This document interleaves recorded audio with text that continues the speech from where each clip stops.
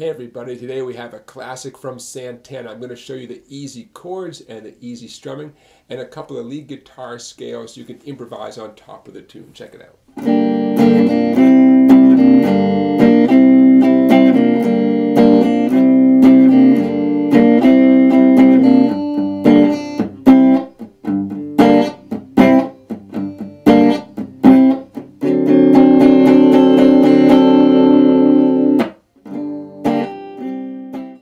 So for Evil Ways here, we have a capo behind the 3rd fret.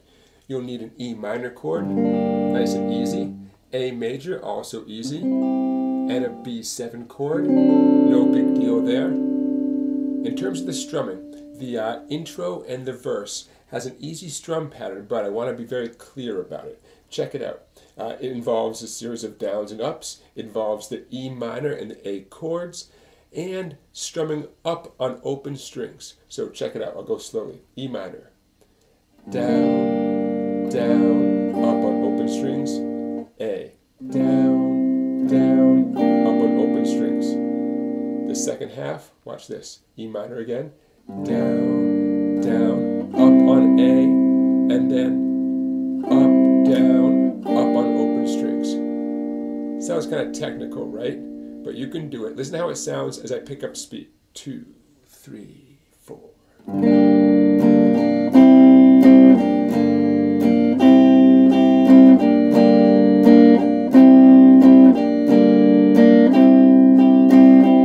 Okay.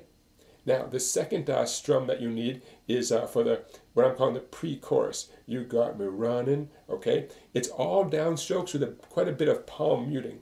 It's a series of 8 downstrokes. E minor to A again. We're going to mute quite a bit, but we're going to emphasize the 3rd downstroke on the E minor and the 6th downstroke on the A. It'll make more sense when you hear me play it. Slow motion. 2, 3, 4.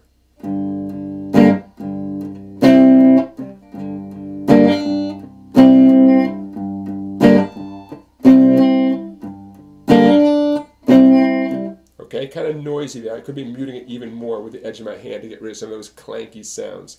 The important thing is, it's a total of, 5 strums on the E minor, but you emphasize the 3rd. 1, 2, 3, 4, 5. And the final 3 strokes on the A, where you emphasize the 1st of the 3. 1, 2, 3. And you put it together. Okay, and that sounds perfect with what I'm calling the pre-chorus. And lastly, we end up on the B7 chord for 9 downstrokes. 1, 2, 3, 4, 5, 6, 7, 8, 9. Lord knows you got to. Okay, so those are the skills that you're going to need. Now, let's put it to use here in the song. So let's jump in with the intro and the verse and the pre-chorus. And then don't forget to stick around because I'm going to show you a nice blues scale you can use to jam along with this track. Okay, so we have the E minor ready to go over here, capo at the 3rd fret. You remember the strum pattern, right? Down, down, open, A, dun, dun. Okay, we're going to do that a couple times to the intro. We're going to keep going right through the verse. 1, 2, here's the intro.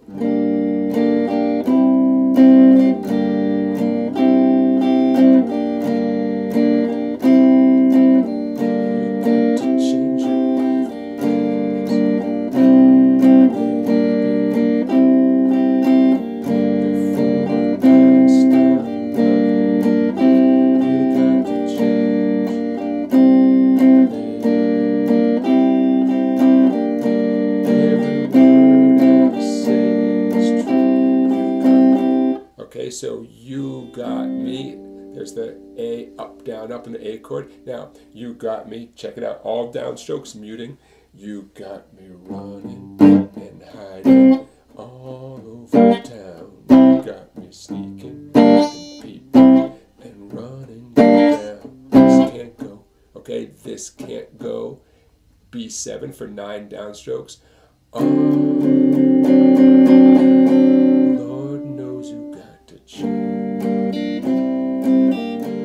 And you're back into the same strumming that you did for the for the verse and the pre-chorus. I guess there really isn't any chorus, right? That B7 chord, I'm calling that the chorus. Okay, let's make that officially the chorus. Okay, everybody, let's get into the lead guitar part, because this is a great tune to jam over.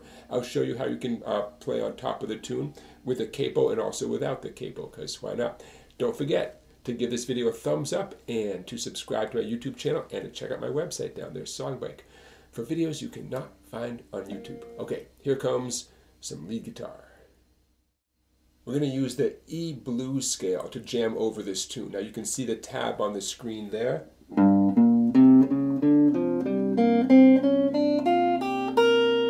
We're in first position, at least relative to the capo, we're in first position. It's a good idea to practice a scale like this over and over again, a million times, before you start jamming along with a song, because you want to be really familiar with it, as familiar as possible, okay? When you practice any scale, always use down-up picking. Down, up, down, up, down, up, down. Okay, down, up. It doesn't matter whether you're changing from one string to another, keep the down, up pattern going. Even if your hand is physically moving down towards the floor to a skinnier string, if it's time to do an upstroke, do an upstroke. Okay, you got to be disciplined. It makes your playing much more fluid and faster, right? We all want to be a fast guitar player. Okay, so the E blues scale. Okay, it's great for playing along with a song. Also, hey, if you want to lose the capo, take your capo off, okay? Now we're going to use the G blues scale, because technically the song is in the key of G minor. We didn't know that because we had the capo on. Anytime you put a capo on or off, it's a good idea to retune your strings, okay? So lucky you, you get to watch me retune my strings. It's the right thing to do, just to make sure that you're in the ballpark, or better than that. You want to be more than just in the ballpark, right? Okay, so the G blues scale, guess what? It's going to be extremely similar to what you just did, but you have to make up for the fact that capo's not on there anymore. So my index finger is going to be playing all those third fret notes. So here's the G blues scale. Pinky, you got to use your pinky. Pinky again.